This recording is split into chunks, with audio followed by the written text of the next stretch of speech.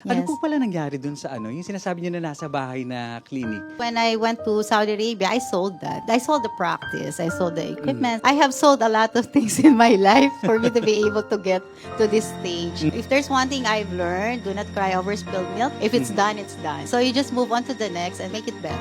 It's been a journey, and along the way, you learn from the best. You learned also from the worst of people na nakasama mo, and you just take in the best.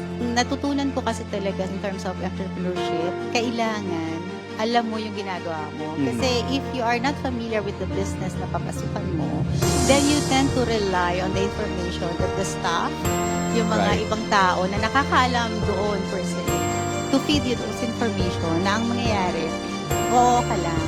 You study it of course because ikip mo na tayo with that. But iba pa rin talaga ikaw yung personal na nag-attend. And alam mo in and Exactly. out. Sinang Spotlight.